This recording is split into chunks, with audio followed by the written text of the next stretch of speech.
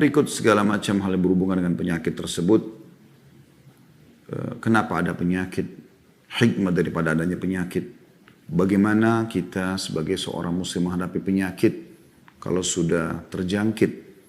Agar kita bisa melaluinya dengan nyaman, dengan tentram, dan juga kita penuh keyakinan akan mendapatkan banyak balasan dari Allah Subhanahu wa Ta'ala, termasuk kesembuhan yang akan diraih dengan izin Allah Subhanahu wa Ta'ala.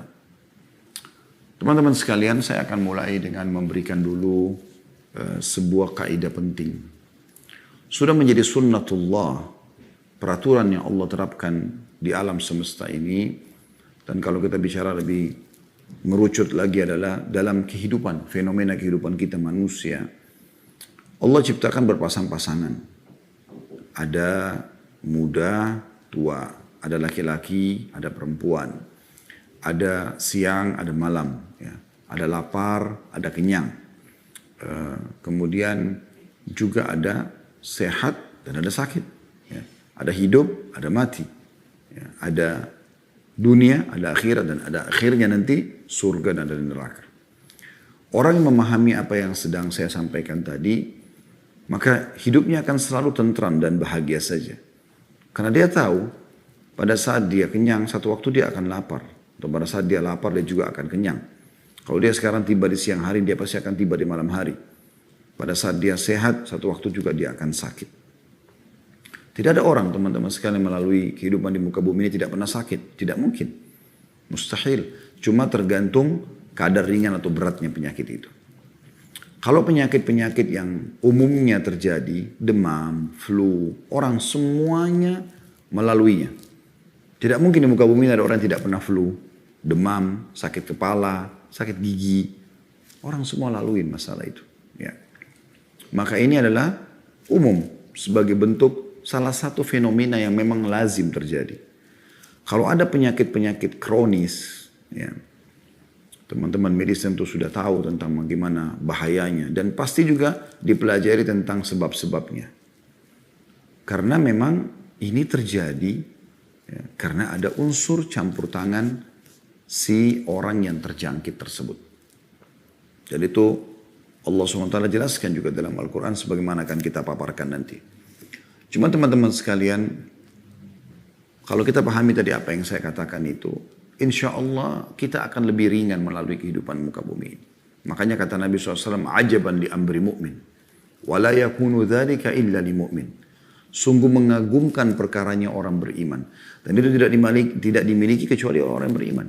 In asabau sarra syakar. Kalau dia mendapatkan nikmat, dia selalu bersyukur. Ada makanan, ada minuman, sehat, dan segala macam hal. Alhamdulillah. Wa in asabau darra sabar. Kalau dia diberikan cobaan, dia bersabar. Kenapa? Karena dia memahami bahwasanya nikmat yang sedang ada, itu ada pasangannya, yaitu cobaan. Jadi pada saat dia ya, meletakkan syukur di timbangan agar nikmat selalu ada dan bertambah, maka dia letakkan di timbangan yang sebelahnya agar selalu seimbang, sabar pada saat cobaan datang. Ini baru ya, kehidupan dia akan berimbang.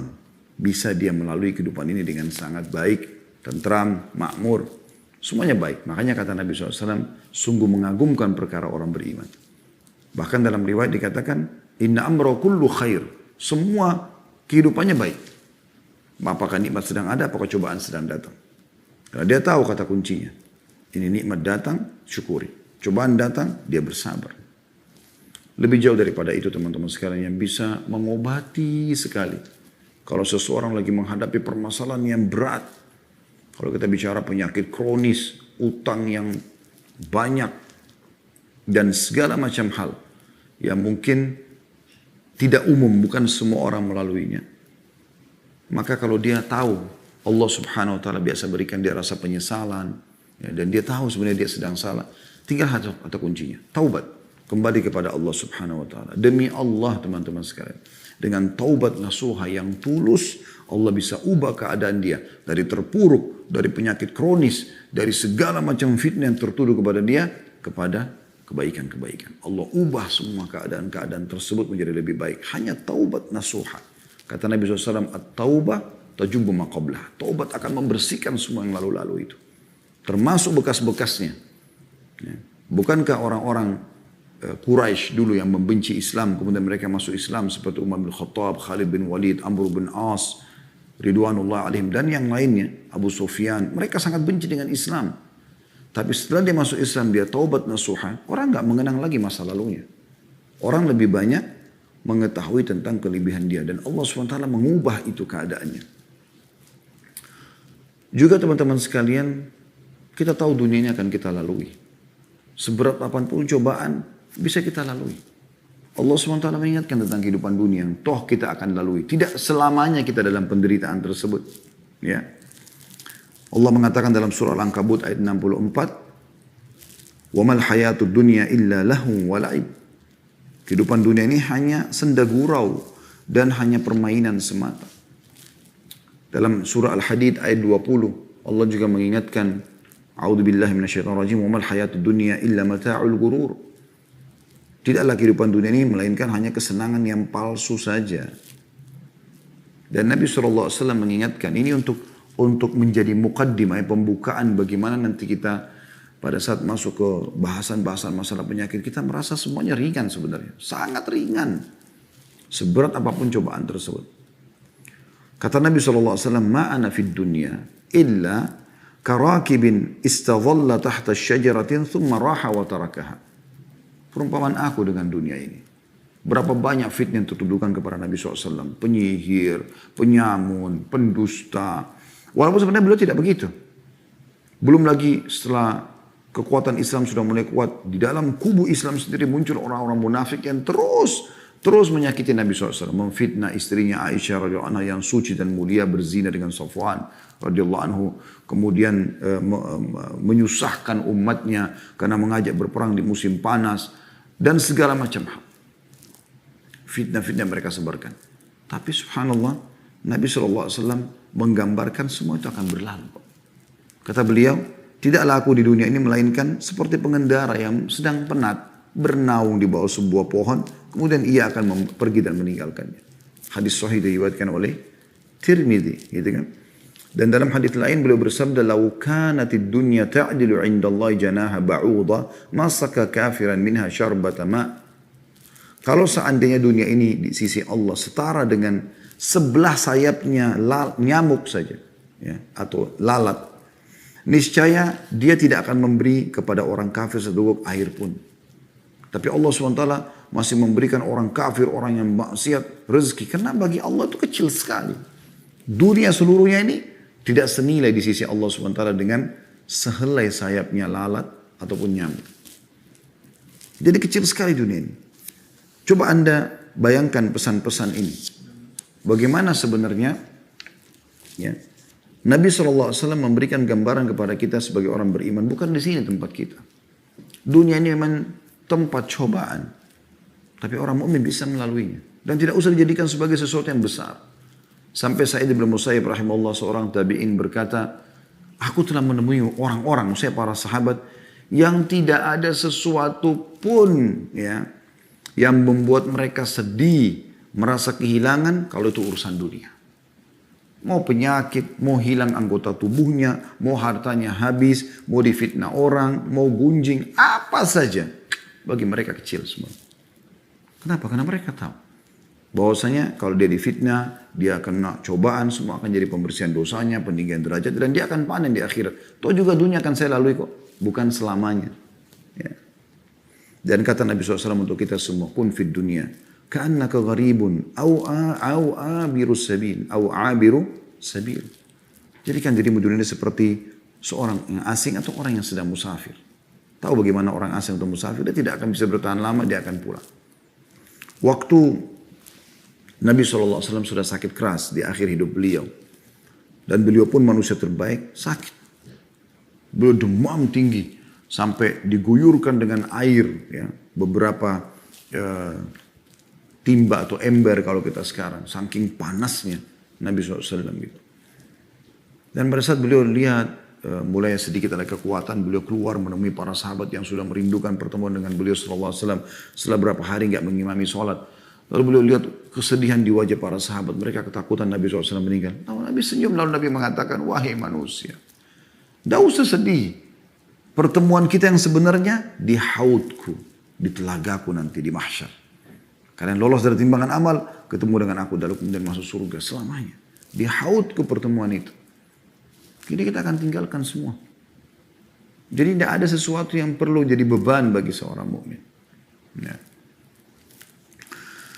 Kita juga teman-teman coba renungin hal yang lain. Bahwasanya ujian itu pasti datang. Tidak mungkin nggak datang. Allah SWT akan uji kita dengan beragam macam ujian. Ya. Dan ujian ini sebenarnya untuk menguji apakah kita termasuk orang-orang yang meyakini tentang Allah Subhanahu Wa Taala, dan juga kita jadi tahu oh ternyata ada Tuhan yang mengontrol semua ini. Kita nggak bisa lepas dari pengawasannya dan supaya kita kembali kepadanya. Coba teman-teman, saya berharap Anda buka sekarang bersama-sama dengan saya surah Al-Ankabut.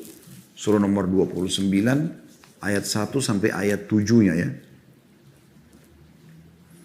Coba kita lihat bagaimana Allah Azza wa Jalla menggambarkan tentang ujian itu. Ya. Sekali lagi surah Al-Ankabut surah nomor 29 ayat 1 sampai ayat 7. Saya baca a'udzubillahi minasyaitonirrajim. Bismillahirrahmanirrahim. Alif Lam Mim. Alif Lam Mim adalah huruf-huruf di awal Al-Quran yang Allah lebih tahu maknanya. Sebagaimana dikatakan oleh para ulama tafsir. Lalu ayat 2-nya langsung Allah mengingatkan. Ahasiban nasu an yutraku an yakulu amanna wahum la yuftanun. Apakah manusia itu mengira bahwasanya mereka dibiarkan begitu saja mengatakan kami telah beriman sedangkan mereka tidak diuji? Harus ada ujian. Misal contoh kita bicara sekarang langsung to the point bahasan kita masalah penyakit misalnya. Dengan Anda diuji penyakit, Anda tahu nilainya sehat itu. Coba kalau orang tidak pernah sakit sama sekali. Dia tidak tahu nilainya kesehatan itu. Ya. Lalu Allah mengatakan di ayat 3-nya, وَلَقَدْ فَتَنَّ الَّذِينَ مِنْ قَبْلِهِمْ فَلَيَعْلَمَنَّ اللَّهُ الَّذِينَ صَدَقُوا وَلَيَعْلَمَنَّ الْكَاذِبِينَ. Dan sungguhnya kami telah menguji orang-orang sebelum mereka. Semua orang sebelum kita judulnya sama. Mereknya mereka sama, manusia. Sama persisnya laki-lakinya perempuannya. Beda casing ya. Tapi sama. Karakternya. Ya. Kurang lebih lah fisiknya. Ya. Seperti itu. Laki-laki. Judulnya yang lain perempuan. Sama sebenarnya. Dan kami tidak uji mereka juga. Sungguhnya kami tidak menguji orang-orang sebelum mereka. Maka sungguhnya Allah dengan ujian tersebut mengetahui siapa orang-orang yang benar dengan keimanannya. Dan sungguhnya dia mengetahui siapa orang-orang yang dusta. Orang yang benar dengan keimanannya yakinin oh ini cobaan dari Allah. Alhamdulillah. Cara saya adalah saya sabar. Kalau saya salah saya bertobat kepada Allah. Seperti sebagaimana saya jelaskan tadi di awal kita pelajari. Lalu kemudian ayat 4-nya Allah mengatakan am hasibal ladzina ya'maluna as-sayyi'ati an yasbiquna sa'a ma yahkumun. Apakah orang-orang yang mengerjakan kejahatan itu mengira bahwa mereka akan luput dari azab kami? Sungguh buruk apa yang mereka fahamkan itu atau tetapkan itu. Gak ada teman-teman orang yang melakukan kemaksiatan lalu Allah tidak hukum. Gak mungkin. Allah maha adil dan Allah punya cara menghukum dia. Allah punya cara membongkar tipu dayanya dia. Ya. Sebatas pengetahuan kami, tidak ada orang yang berbuat kriminal teman-teman di muka bumi lalu kemudian tidak ketahuan. Ketahuan dengan izin Allah. Allah punya cara. Nanti orangnya cuma gigit jari mengatakan, kok bisa? Anda pernah alami itu? Anda sudah mengatur sebuah strategi yang luar biasa, terakhir Anda cuma mengatakan, kok bisa ya? Itu kelemahan manusia. Allah Subhanahu wa Ta'ala sudah gambarkan itu. Tidak ada yang luput. Allah punya cara. Kalau Anda segera taubat kepada Allah Subhanahu wa Ta'ala, dan sebagaimana saya katakan tadi, Allah bisa tutupin aib-aib Anda itu. Tapi kalau Anda terus saja ngotot membela diri, bahkan sampai bersumpah palsu segala macam, maka makin jadi nanti permasalahan. Makin Allah datangkan ya, hal-hal yang tidak masuk di benak Anda sebelumnya. Ayat 5-nya Allah mengatakan, "Man kana yarju liqa'a Allahi fa inna ajalallahi la'at wa huwas samiul alim." Barang siapa yang mengharap pertemuan dengan Allah, berharap nanti mau mendapatkan balasan di akhirat, masuk surga, ya. Juga di dunia mendapatkan kebahagiaan sebagaimana yang dia harapkan di dunia. Ya. Maka sungguhnya waktu yang Allah janjikan itu pasti datang. Dan dialah yang maha mendengar lagi maha mengetahui. Ayat 6-nya. وَمَنْ جَاهَدَ فَإِنَّمَا يُجَاهِدُ لِنَفْسِ إِنَّ اللَّهَ لَغَنِيٌّ عَنِ الْعَالَمِينَ. Dan barang siapa yang berjihad, maksudnya berupaya. Ya.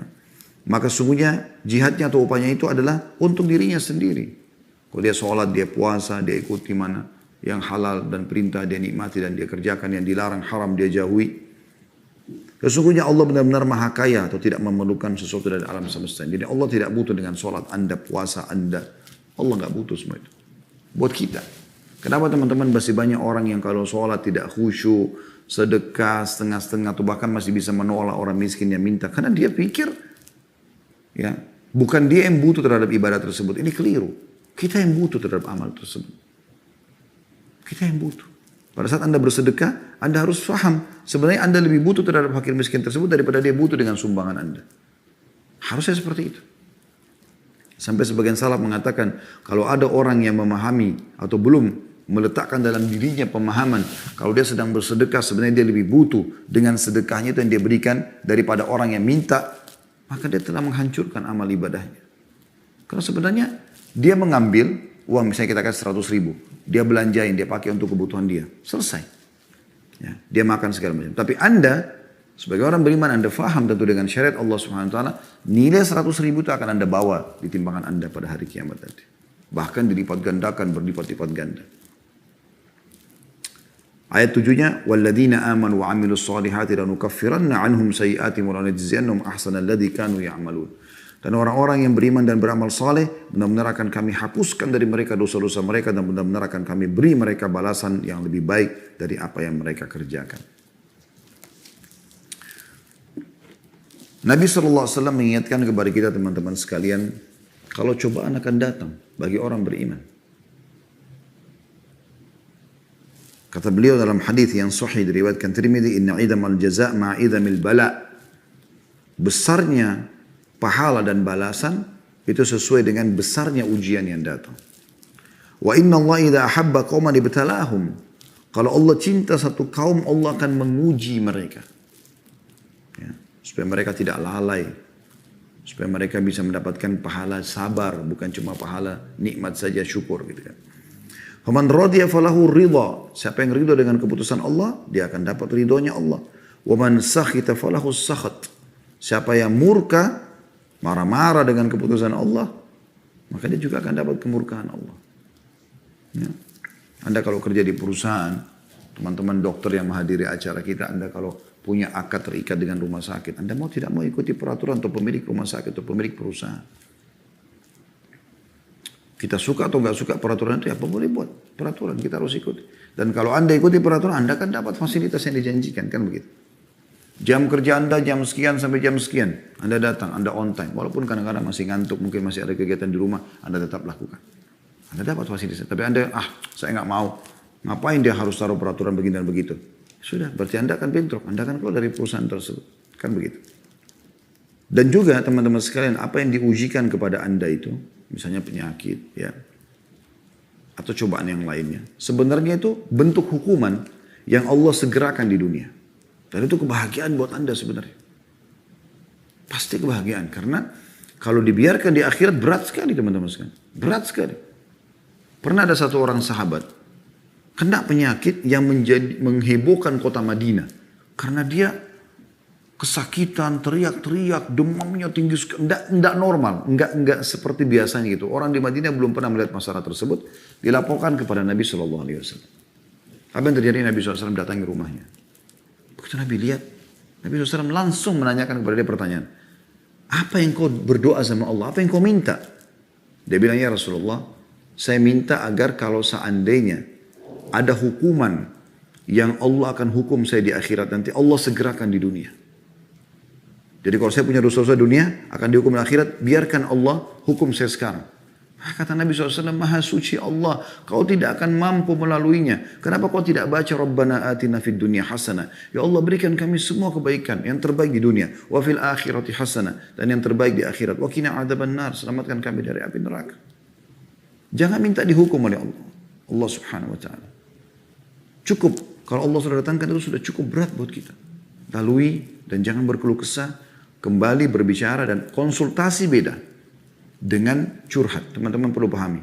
Curhat itu hanya kepada Allah Subhanahu wa taala. Ada masalah berat, wudu, sholat, di sujud Anda jangan angkat kepala Anda sampai Anda sudah tuangkan semua. Kalau kesahkan kepada pencipta Anda, pencipta penyakit Anda, pencipta permasalahan Anda, dan juga yang hanya satu-satunya memiliki solusi dalam masalah kita. Kesembuhan dan segala macam. Allah bisa buat teman-teman Anda sembuh dengan segelas air hangat. Berapa banyak orang yang sembuh dengan cara seperti itu? Karena sujud tersungkur depan Tuhannya, Allah SWT. Sebagaimana Anda juga mempunyai nikmat, Anda syukuri. Karena yang menciptakan Anda adalah Allah, yang menciptakan nikmat adalah Allah, yang bisa juga menambahnya adalah Allah. Gak ada yang lain. Kembali kepada Allah SWT. Lalu kemudian konsultasi sama manusia. Sama dokter kalau penyakit, sama ustadz atau ustadzah kalau permasalahan kejiwaan atau agama misalnya. Selesai. Jangan teman-teman ada permasalahan, semua orang tahu permasalahan kita. Orang mukmin termasuk menutupi aibnya sendiri. Ya. Menutupi permasalahannya sendiri. Antara dia sama Tuhannya Allah Subhanahu wa ta'ala. Jangan semuanya orang tahu. Ada masalah rumah tangga, semua orang tahu permasalahan dia. Satu kantor semua tahu permasalahan. Kenapa akhi dan ukhti? Kenapa enggak tutupin itu? Kita harus tahu. Ya. Kata Nabi SAW, "Idza arada Allah bi 'abdihi khairan, ajjala lahu al-'uquba fid dunya." Kalau Allah ingin kebaikan bagi seorang hamba, maka Allah menyegerakan hukumannya di dunia. Hadis riwayat Tirmidzi. Ya. Justru itu kebaikan buat dia sebenarnya. Kebaikan. Dan makin tinggi level iman kita, maka makin berat cobaannya memang.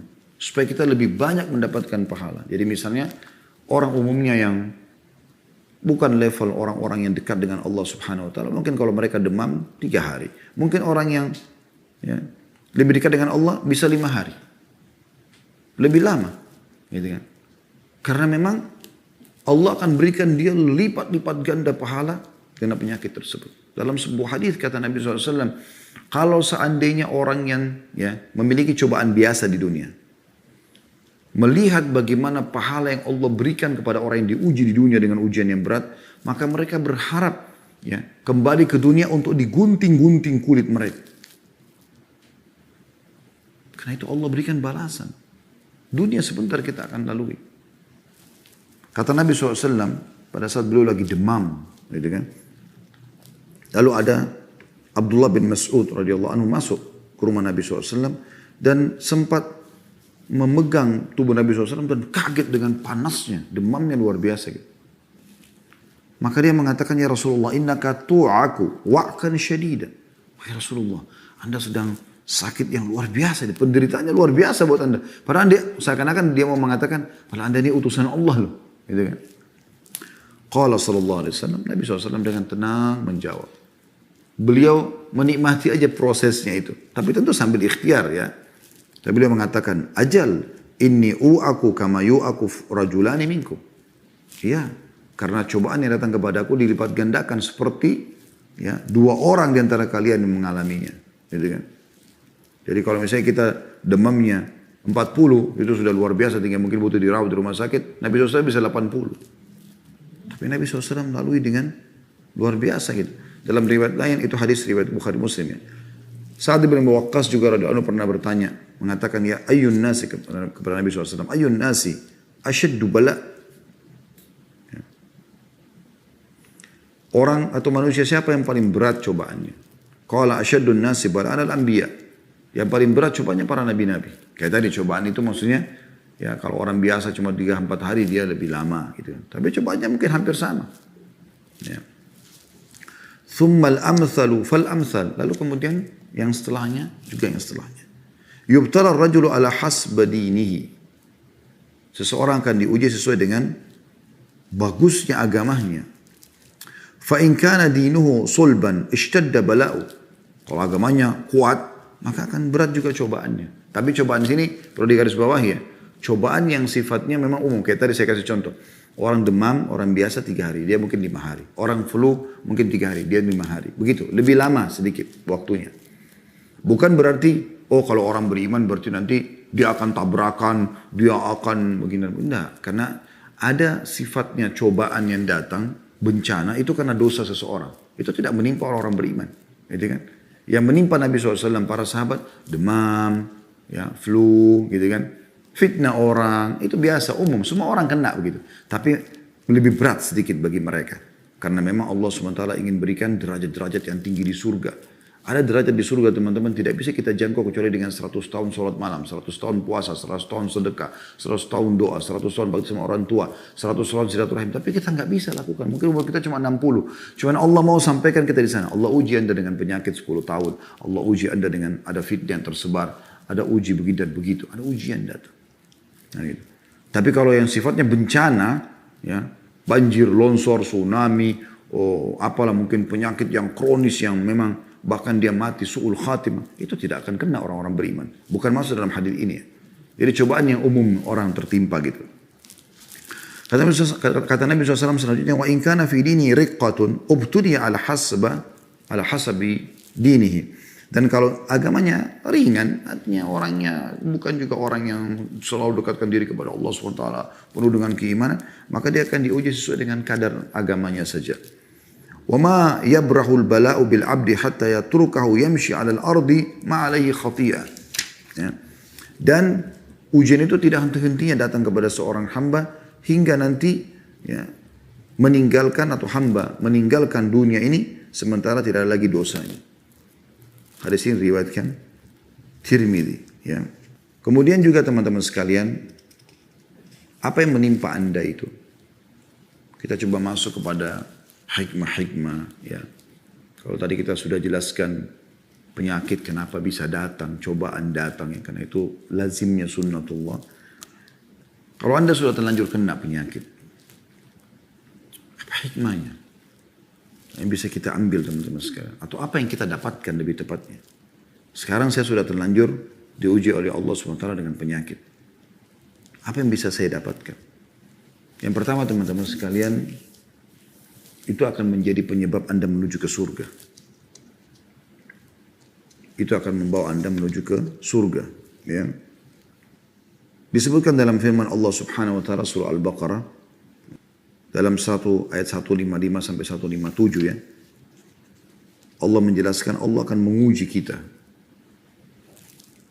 A'udzu billahi minasyaitonir rajim wa la nabluwannakum bisyai'in minal khawfi wal ju'i wa naqsin minal amwali wal anfusi wath thamarati wa basyyiris sabirin.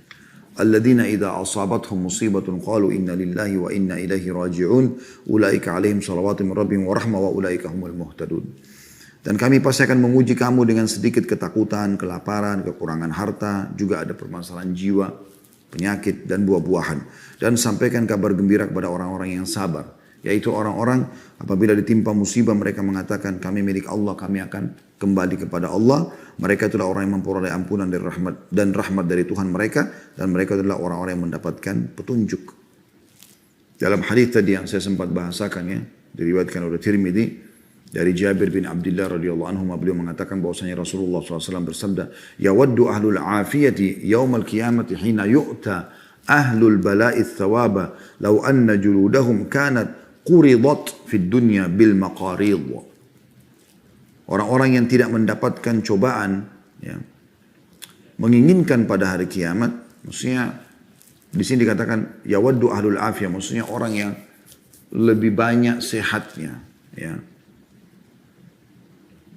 Nanti hari kiamat ketika melihat orang-orang yang mendapatkan cobaan diberi pahala, di dunia cobaannya berat, di akhirat diberikan pahala, sekiranya kulit mereka dahulu dipotong-potong dengan gunting semasa di dunia. Juga teman-teman sekalian, artinya di sini akan diberikan derajat-derajat yang tinggi di surga ya. Dalam hadis Nabi SAW kata Nabi SAW, "Ma min muslimin yusibu adzan min maradin." Tidak ada seorang muslim pun yang ditimpa dari gangguan penyakit. Fama siwahu illa hatta Allah bihi sayyiatihi. Kecuali pasti akan menggugurkan dosa-dosanya. Kama tahuttu syajaratu waraqaha. Sebagaimana pohon ya, menggugurkan atau tergugurkan daun-daun dari sebuah pohon. Penyakit apapun, ringan atau berat, akan menjadi pembersihan terhadap dosa-dosa anda. Hadis riwayat Muslim. Ada seorang wanita kena epilepsi di zaman Nabi SAW dalam hadis riwayat Bukhari Muslim ya. dia terganggu sekali. Mungkin Anda tidak asing lagi dengan penyakit ini. Kalau kambuh tiba-tiba nggak sadarin diri, keluar busa dari mulut. Semoga Allah selamatkan kita. Tapi orang ini kena diuji dengan itu. Dan dia datang kepada Nabi SAW mengatakan, ya Rasulullah, inni usra'u wa inni atakashaf. Fadu'ullah li. Aku ini terkena epilepsi dan kalau lagi kambuh kadang-kadang sampai auratku terbuka. Nggak sadarin diri. Berdoalah kepada Allah agar menyembuhkanku. Apa kata Nabi SAW? Qala in syi'ti sabarti walakil jannah. Maksudnya dia minta saat itu didoakan langsung sembuh pada saat itu. Hilang. Tidak melalui prosesnya gitu. Kata Nabi SAW, kalau kau mau bersabar. Sabar artinya nikmati prosesnya. Tetap kau berikhtiar, berobat segala macam. Tapi tidak spontan. Bukan yang instan gitu ya. Maka kau akan masuk ke dalam surga. Wa in syi'ti da'autullaha an yu'afiyaki. Kalau kau mau saya bisa doakan sekarang kau sembuh. Langsung spontan sembuh, hilang. Pilih yang mana? Tapi tidak ada jaminan surganya. Kalau kau kalau kita sekarang kena flu, demam, apalah penyakit rematik, segala macam penyakit yang ada. Mungkin teman-teman di penyakit dalam ada penyakit ini, penyakit itu. Yang sudah dihadapi dari pasiennya. Kemudian dia nikmati prosesnya. Artinya dia tetap datang ikhtiar, berobat. Tapi dia tahu ini keputusan dari Allah. Dia menerima cobaan tersebut dengan lapang dada sebagaimana dia menerima nikmat pada saat ada, maka dia bisa masuk surga. Karena orang kadang-kadang umumnya kan tidak sabaran tuh. Ya, bahkan kadang-kadang lupa seakan-akan dokter itu Tuhan. Gitu kan. Kapan saya bisa sembuh dok? Bagaimana saya sembuh? Dokter cuma bisa ikhtiar. Makanya resep dokter kan semoga lekas sembuh. Gak ada kau pasti sembuh. Gitu kan. Karena ikhtiar saja. Bisa saja resepnya keliru, mungkin dosisnya kurang, mungkin ini, mungkin itu, segala macam hal. Ya. Maka kata Nabi SAW, kalau kau mau saya doakan sekarang, spontan kau langsung sembuh. Pilih yang mana, tapi belum ada jaminan surga. Perempuan itu mengatakan, faqalat asbir, kalau gitu saya sabar. Lanjutan riwayatnya, dia mengatakan, tapi ya Rasulullah, saya kalau kambuh, ya, sering tersingkap aurat, minta saja sama Allah supaya aurat saya nggak tersingkap. Dan tetap saya akan nikmati proses. Artinya tetap tentu di sini berobat, bukan tidak berobat.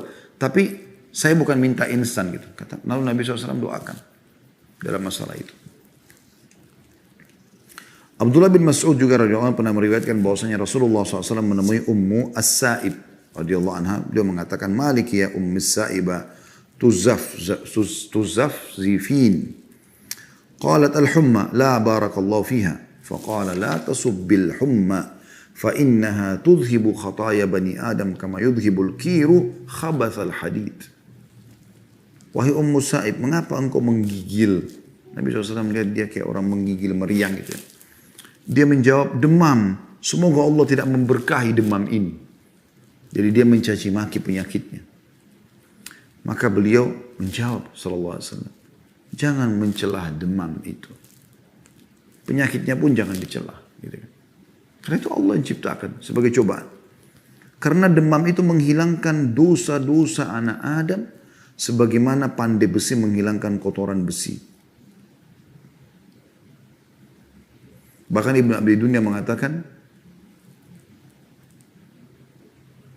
orang-orang beriman mengharap demam satu malam bisa membersihkan dosanya. Apalagi kalau sampai berapa malam. Hadis sahih diriwayatkan oleh Muslim. Yang kedua teman-teman sekalian. Jadi ada balasan surga ya. Pembersihan dosa-dosa gitu. Jadi Anda kalau kedatangan penyakit, fahami. Ini ada sesuatu pesan ilahi di situ.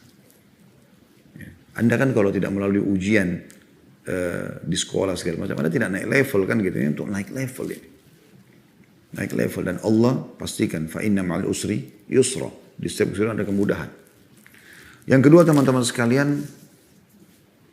Dengan penyakit yang akhirnya menghalangi Anda banyak beraktivitas seperti mencari nafkah, seperti ibadah, ya. Mungkin juga sholatnya berubah, yang tadinya bisa berdiri sekarang tinggal duduk, mungkin tadinya bisa ke masjid sekarang sudah tinggal di rumah misalnya ya, mungkin tadinya bisa leluasa gerak-gerik badannya sekarang stroke misalnya, contoh.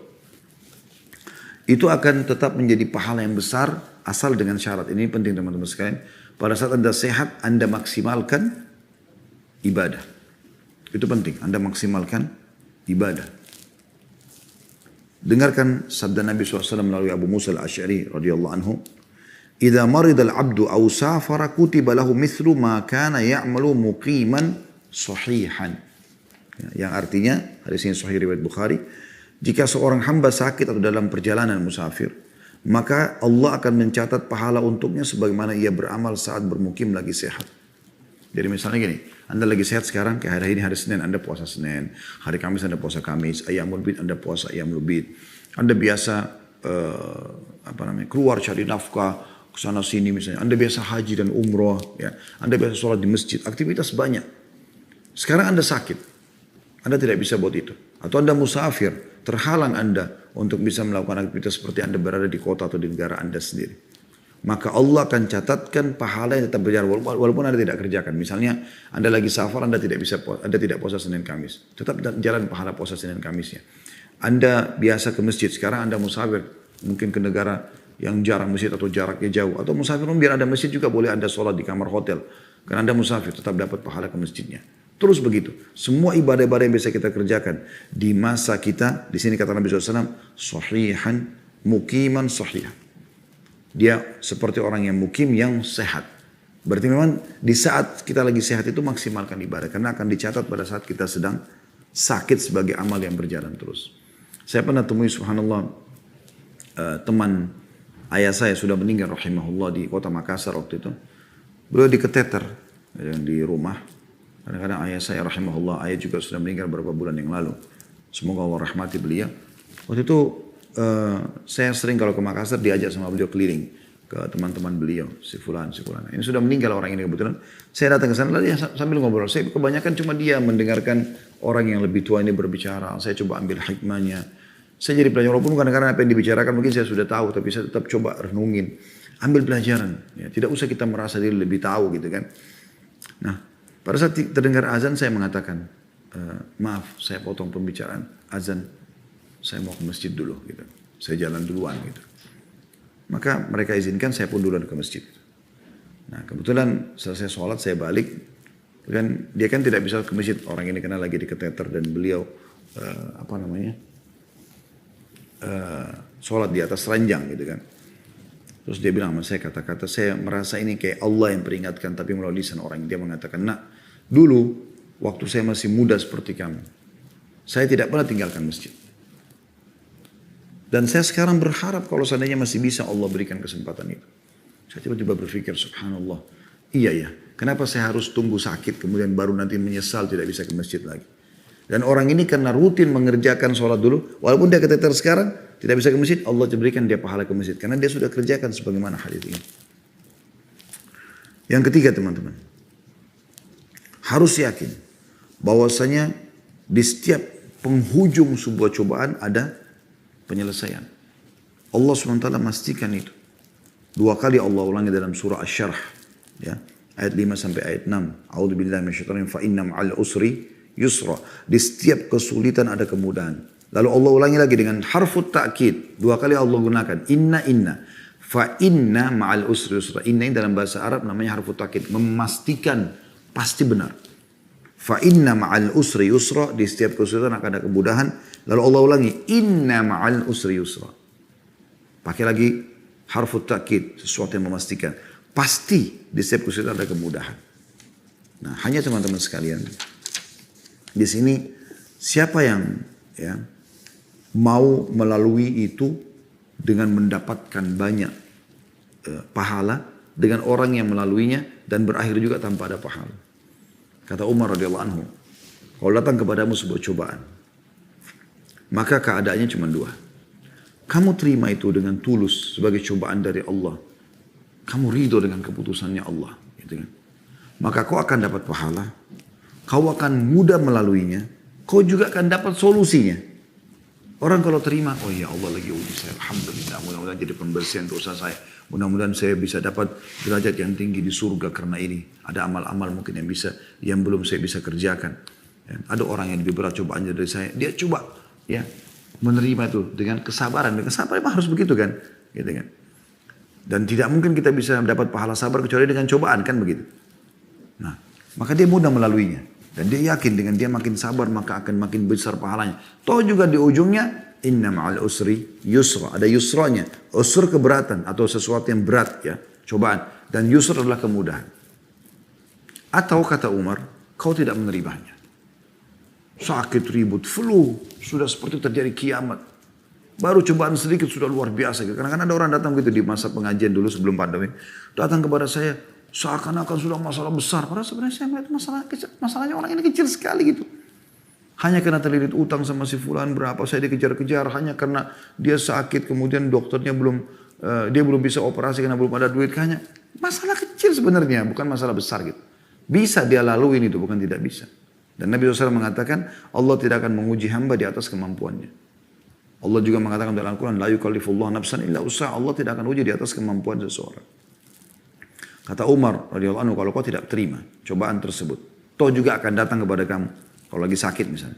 Maka kau akan mendapatkan dosa. Karena kau seakan-akan memprotes Allah. Kau sulit melaluinya. Misalnya sebulan Allah tentukan penyakitnya ini. Dia lalui dengan keluh kesah. Dia repot melaluinya. Beda dengan tadi orang mukmin yang bisa menerimanya. Dan kau tidak akan menemukan jalan keluarnya. Akan jadi masalah buat kamu. Karena mungkin dalam keluh kesah itu ada penyakit. Ada masalah dosa baru. Yang membuat Allah memperpanjang permasalahan dia. Atau menjadikan masalah buat dia. Ya.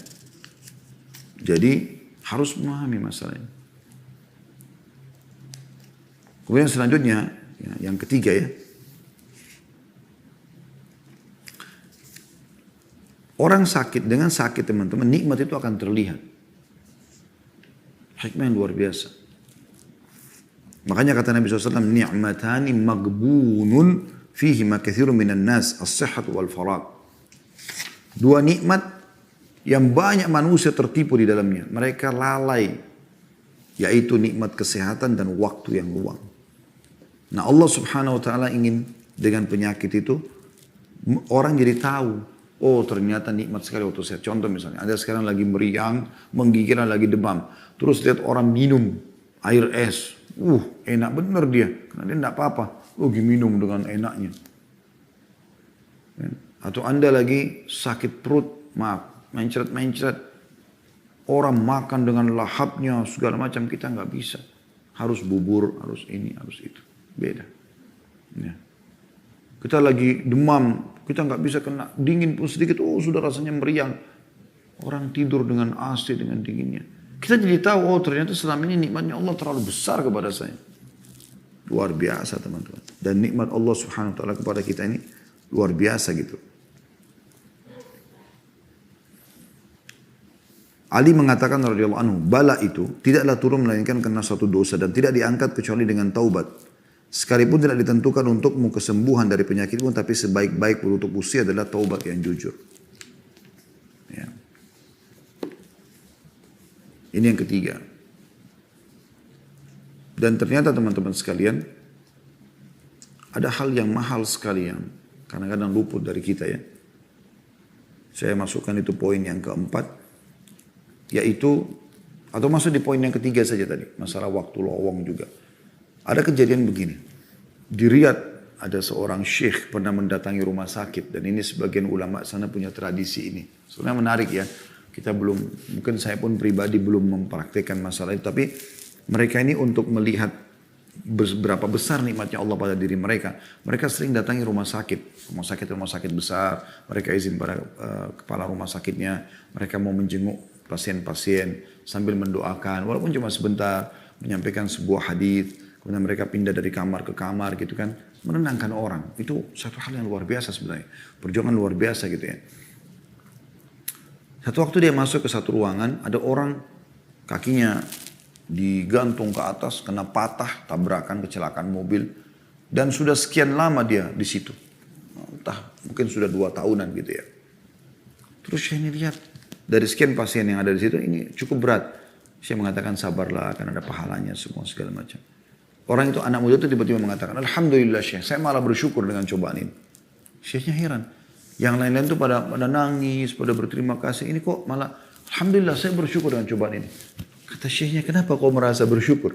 Malah jadi pelajaran buat beliau gitu kan. Dia mengatakan, Syekh perlu Anda tahu, saya dulu ini laki-laki, seorang anak muda yang lalai.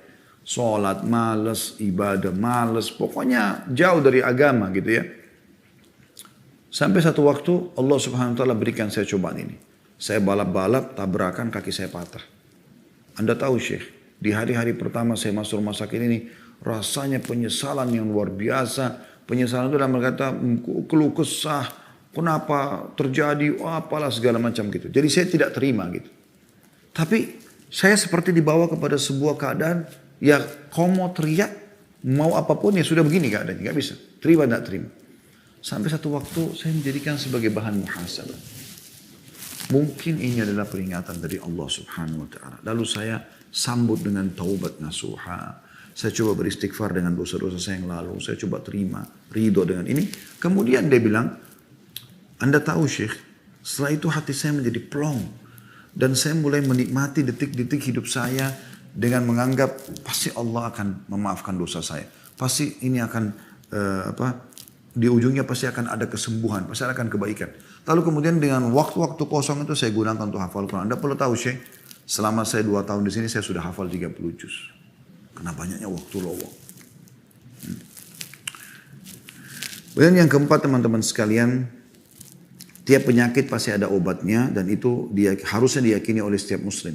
Anda pun sebagai dokter yang hadir di acara kita ini, acara teman-teman dokter-dokter yang meminta tema kita ini, jangan teman-teman pernah memvonis penyakit ini tidak ada obatnya.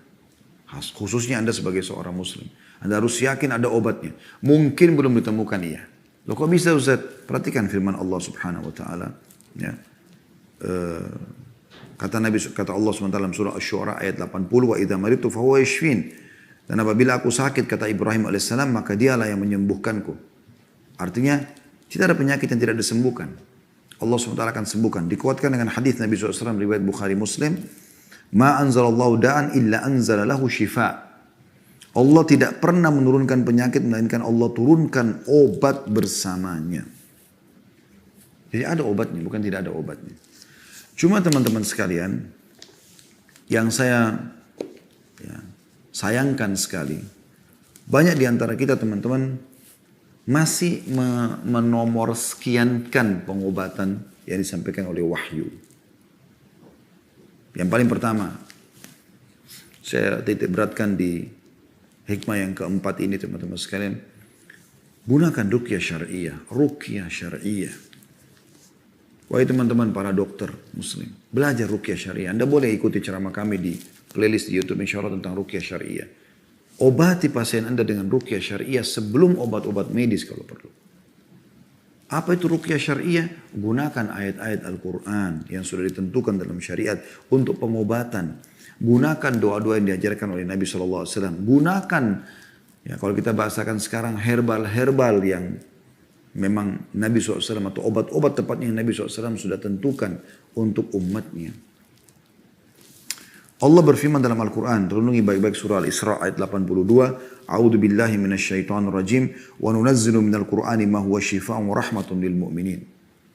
Dan kami benar-benar turunkan Al-Quran yang dapat menjadi penawar dan rahmat bagi orang-orang yang beriman.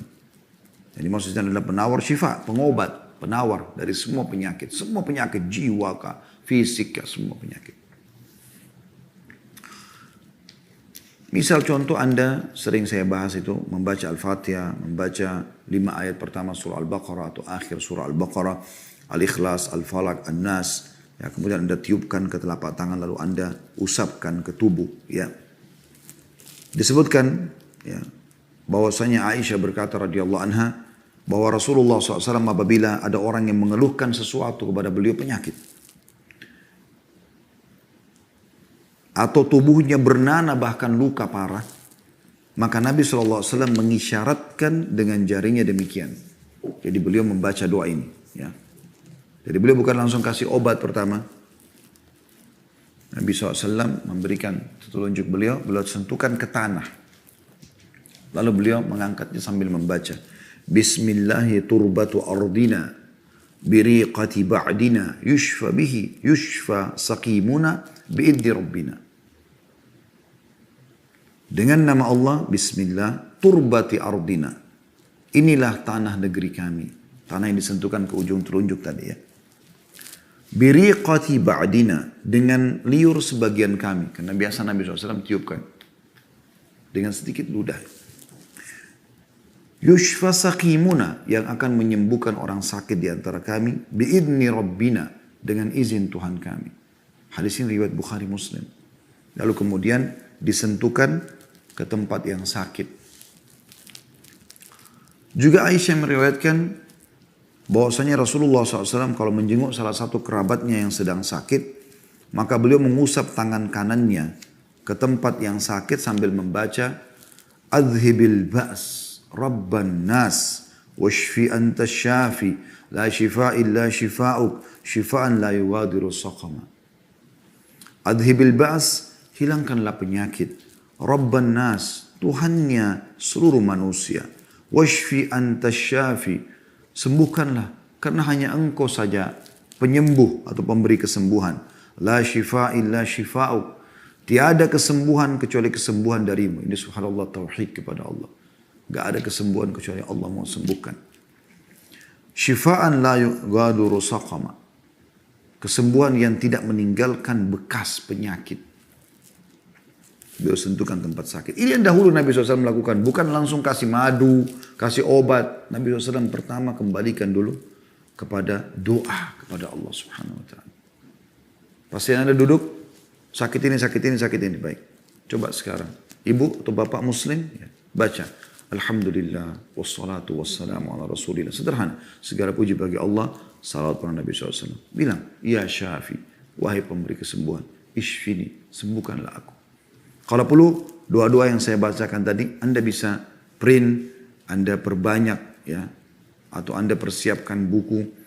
Ya, nanti insya Allah terakhir saya akan tunjukkan beberapa jenis buku yang teman-teman bisa perbanyak buku ini, letakkan di tempat-tempat praktek Anda, letakkan di ruang-ruang tamu Anda, selalu bawa di tas Anda. Kalau Anda sedang silaturahim kepada keluarga, ketemu sama orang, kasih hadiah. Sebarkan ilmu ini. Ini luar biasa ilmu-ilmu ini. Ya. Biar mereka baca, Anda juga biasa baca. Letakkan Anda lagi periksa tubuhnya sambil Anda baca ini.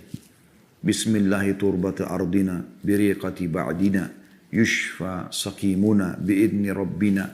Sambil Anda periksa penyakit dia. Sambil Anda tekan perutnya. Sambil Anda ya periksa penyakitnya. Rabb adhibil ba's rabban nas ishfi anta syafi la shifa illa shifa'u shifa'an la yughadiru saqama. Itu artinya luar biasa itu.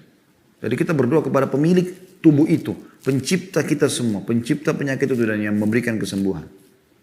Ini paling penting dalam seluruh bahasan kita sebenarnya poin ini teman-teman sekalian. Karena ini luput dari banyak orang. Saya sayangkan ini terjadi pada dokter-dokter Nasrani.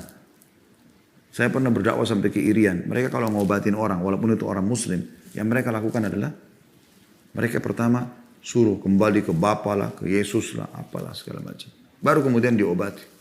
Kenapa yang dokter Muslim tidak lakukan ini? Berapa banyak di antara dokter Muslim yang praktek lapangan, ya, koas dan segala macam mungkin. Kenapa nggak belajar ini? Kenapa nggak lakukan ini? Ini hadis Bukhari Muslim. Hadis yang lain juga Utsman bin Abi Al-As radhiyallahu anhu, ia mengeluhkan sakit di tubuhnya. Lalu dia mendatang kepada Nabi SAW. Mengatakan, ya Rasulullah, saya sakit gini. Nabi SAW bilang apa? Dha' yadaka 'ala alladhi ta'allama min jasadik. Coba taruh tanganmu di tempat yang kau sakit itu. Suruh taruh. Di mana sakit? Di dada kah? Tenggorokan kah? Di kepala kah? Di kuping kah? Di apalah? Di mulut lah. Misalnya di hidung. Di mana? Punggung. Mana yang sakit? Letakkan tanganmu. Tanganmu sendiri. Wakul. Lalu baca. Bismillah thalathan. Bilang. Bismillah 3 kali. Bismillah, Bismillah, Bismillah. Kemudian setelah itu. Wakul sab'a marrat. Lalu setelahnya. Itu tadi baca Bismillah 3 kali. Lalu baca 7 kali setelahnya. A'udhu billahi wa qudrati min syarri ma ajidu wa uhadiru. Sambil pegang tempat sakit. Ya Allah, aku berlindung kepadamu. Ya. Dengan kemahakuasaanmu dari seluruh keburukan yang aku rasakan dan aku khawatir darinya. Baca 7 kali sambil pegang. Ingat, ikuti keyakinan teman-teman. Allah Subhanahu wa taala akan sembuhkan. Baca bismillah, bismillah, bismillah. A'udzu bi'izzatillahi wa qudratihi min syarri ma ajidu wa uhadir. Kalau pasien Anda atau orang yang sedang sakit, istri atau suami Anda atau anak Anda pegang, bilang kalau dia laki-laki, bismillah, bismillah, bismillah. A'udzu bi'izzatillahi wa qudratihi min syarri ma wajada wa hadara. Anda tulis itu ya. Ma wajada wa hadara. Kalau tadi kan kalau saya yang pegang tempat saya, ma ajidu wa hadur. Apa yang saya rasakan, dan apa yang saya khawatirkan. Kalau orang lain laki-laki, ma wajada wa hadara. Apa yang dia rasakan laki-laki dan dia khawatir. Kalau perempuan, ma wajadat wa hadarat. Dan apa yang dia rasakan si perempuan ini dan juga yang dikhawatirkan oleh dia. Dan hadis ini hadis sahih riwayat Muslim. Anda sebagai dokter bertemu dengan pasien, Anda sebagai orang yang menjenguk orang sakit, renungi, jalankan hadis ini, mulia sekali. Dari Ibnu Abbas radhiyallahu anhu bahwasanya Rasulullah SAW bersabda, "Man 'ada maridan lam yahdur ajaluhu." Siapa yang menjenguk orang sakit dan belum tiba ajalnya. Selama belum datang ajal yang Allah tentukan ke pasien itu, ke orang yang sedang sakit kita jenguk, kerabat atau orang lain pun, faqala indahu sab'a marrat. Lalu dia baca di sisinya 7 kali. 7 kali dia baca doa ini. Pendek sekali doanya, mudah dihafal. Detik ini pun Anda kalau ikutin saya Anda bisa hafal, mudah. Baca 7 kali. As'alullahal azim. Aku memohon kepada Allah yang maha agung. Rabbal arshil azim. Pemilik singgasana yang agung. Ayyashfiyaka.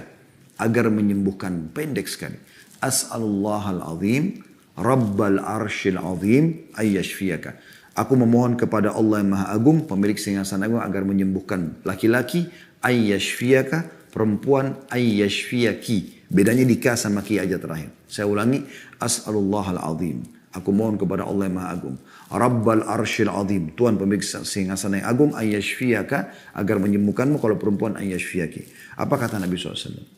Jaminan dari utusan Allah. Guru dan kiai kita semua, kekasih orang-orang beriman, utusan Allah yang menciptakan langit dan bumi. Illa afahullahu min dzalikal marad. Kecuali pasti Allah akan sembuhkan dia dari penyakit itu. Hadis ini sahih riwayat Abu Daud dan Tirmidzi. Luar biasa hadiah dari Nabi SAW. Baca 7 kali sembuh dia. Ya. Juga dari Abu Sa'id al-Khudri, dalam hadis yang lain, bahwasanya Anna Jibril atan Nabiya sallallahu alaihi wasallam faqala ya Muhammad ishtakaita. Satu hari pernah Jibril datang menemui Nabi sallallahu alaihi wasallam kemudian berkata, wahai Muhammad, apa yang kau keluhkan? Karena katanya Nabi SAW sedang sakit. Apakah kau sedang sakit? Faqala na'am. Iya benar, aku sedang sakit kata Nabi SAW. Qala, Jibril mengajarkan. Baca. Baca. Bukan minum, bukan makan. Baca. Bismillahi arkik. Maka Jibril membaca ini. Dengan nama Allah aku meruqyamu. Bismillahi arkik.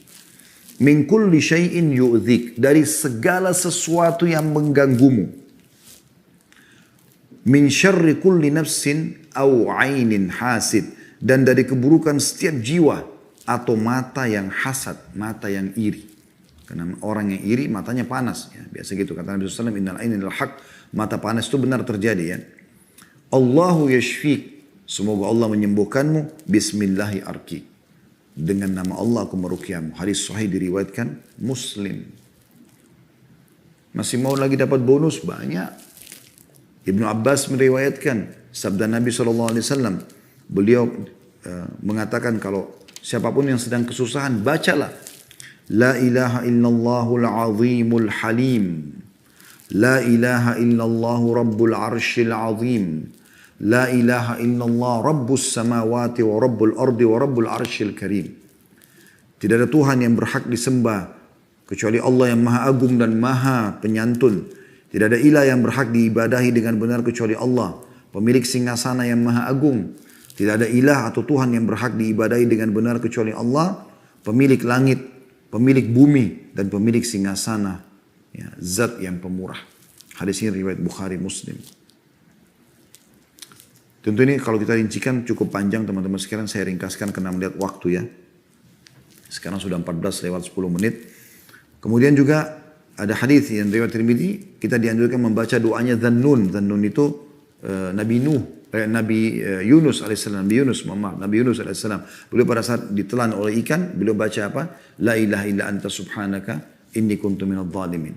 Tidak ada Tuhan yang berhak disembah kecuali engkau, aku termasuk orang-orang zalim. Kata Nabi SAW, la yad'u biha rajulun muslim fi syai'in qat illa istajab Allahu lah. Tidak ada seorang muslim pun yang baca ini dulu kemudian dia berdoa, kecuali doanya akan diterima. Baca la ilaha illa anta subhanaka inni kuntu minadh dhalimin. Anda mau buka praktek, baca dulu ini. Minta agar Allah mudahkan kesembuhan pasien Anda melalui Anda. Itu luar biasa gitu. Ya. Dan banyak sekali teman-teman kalau kita mau bahas tentang doa-doa ruqyah, tapi ini diantaranya ya. Kemudian teman-teman sekalian saya tutup atau saya tambahkan selain doa ruqyah baru kemudian Anda ikhtiar tadi saya bilang dengan herbal-herbal seperti misalnya madu. Ya, karena Nabi SAW kesembuhan pasti di 3 hal. Di madu tapi madu asli, konsumsi selalu madu. Kemudian habbatus sauda yang kata Nabi SAW, yang 3 hal itu madu, kemudian bekam, ya, dan kai ini menggunakan besi panas yang digagetkan. Tapi kata Nabi SAW, aku melarang umatku berobat dengan kai. Jadi kita fokus kepada bekam dan madu. 2 hal itu selalu kita lakukan ya. Kemudian juga habbatus sauda yang kata Nabi SAW, obat untuk semua penyakit kecuali kematian. Ya. Kemudian juga air zam-zam, konsumsi kata Nabi SAW, zam-zam liman syuribalah, zam-zam sesuai dengan air orang yang meminumnya. Saya tutup teman-teman dengan hal yang penting sekali, yang juga tidak kalah pentingnya maksudnya, yaitu teman-teman sekalian hati-hati dengan jalan-jalan syaitan pada saat sakit. Yang pertama jangan buruk sangka dengan Allah Subhanahu Wa Taala. Saya ringkaskan ini karena dalam hadis kata Nabi SAW, Allah berfirman, Ana inda dhanni abdi bi, saya sesuai dengan perasaan hambaku. Maksudnya kalau dia sangka dia akan disembuhkan, Allah akan sembuhkan. Dia sangka Allah tidak sembuhkan, maka Allah juga tidak akan sembuhkan. In dhanna khairan falahu. Kalau dia sangka baik maka dia akan mendapatkan itu. Wa in dhanna syarran falahu. Kalau dia sangka buruk padaku maka aku juga akan berikan keburukan itu. Hadis sahih riwayat Ahmad dan Ibnu Hibban. Kemudian teman-teman sekalian, yang perlu juga digarisbawahi adalah jangan pernah mengkonsumsi obat ya, atau terapi pengobatan dengan yang haram. Renungi hadis ini, hadis sahih riwayat Abu Dawud. Kata Nabi SAW, Inna Allah anzala da'a wa dawa wa ja'ala li kulli da'in dawa fatadawa wa la tadawa biharam. Allah menurunkan penyakit dan obat. Dia menjadikan tiap-tiap penyakit ada obatnya. Maka berobatlah dan jangan berobat dengan apa yang diharamkan. Jauhi semua. Selama haram, oh ini ada kandungan babinya, oh ini selesai. Berarti tidak akan sembuh. Udah, akan mendatangkan penyakit-penyakit baru nantinya. Hai para dokter muslim, muliakan ilmu Anda itu dengan Islam. Jangan justru Anda tampil bernama Muhammad, Ahmad, Yusuf, Harun dan seterusnya. Tapi Anda tidak ada simbol Islamnya sama sekali. Harusnya Anda tampil dengan semua ini. Dengan Islam Anda. Anda dahulukan untuk ruqyah syar'iyah. Anda dahulukan untuk pengobatan-pengobatan nabawiyah. Ya. Dan di sini jauhi semua pengobatan yang haram. Anda punya hak menolak kalau obat itu haram. Subhanallah, saya pernah datang ke salah satu kerabat lagi sakit. Sering perutnya muncul kejang. Entah penyakit apa saya nggak tahu. Saya datang waktu itu, saya sempat meruqyah setelah itu. Tapi salah satu anaknya sempat membahasakan ke saya. Ini tadi ibu kami, katanya dokter, dia nggak bisa sembuh perutnya kejangnya kecuali disuntik dan itu bahannya dari babi. Saya bilang, la haula wa la quwata illa billah. Nabi SAW sudah mengatakan, ya, dalam riwayat lain, Allah tidak akan menyembuhkan penyakit kalian dengan sesuatu yang ia haramkan. Nggak mungkin. Kalau sekarang hilang kejangnya akan datang penyakit-penyakit baru nanti. Karena sesuatu yang haram sudah masuk dalam tubuhnya. Penciptanya larang itu. Itu tadi kalau ya, pengobatan dengan obat-obat haram. Juga jangan dengan metode haram. Kedukun. Ini bahaya sekali nih. Dukun. Tidak boleh kedukun. Kata Nabi SAW, Man ata kahinan fasaddaqa bima yakul faqad kafara bima unzila ala Muhammad. Siapa yang mendatangi dukun, peramal, penyihir, penyamun dan semua jenisnya sama dengan itu. Dan mempercayai apa yang dikatakan, maka sungguh ia telah kafir terhadap apa yang diturunkan kepada Muhammad SAW. Dan ini hadis riwayat Ahmad dan juga Al-Hakim. Ya. Ini sekaligus menutup bahasan kita teman-teman. Jadi Anda bisa berobat dengan pengobatan nabawi. Tentu boleh berobat dengan obat-obat medis. Bukan tidak boleh. Nabi SAW mengatakan tadi, Allah tidak menurunkan penyakit kecuali Allah turunkan obat. Kecuali Allah turunkan obat bersamanya. Tapi jangan berobat dengan obat-obat yang haram.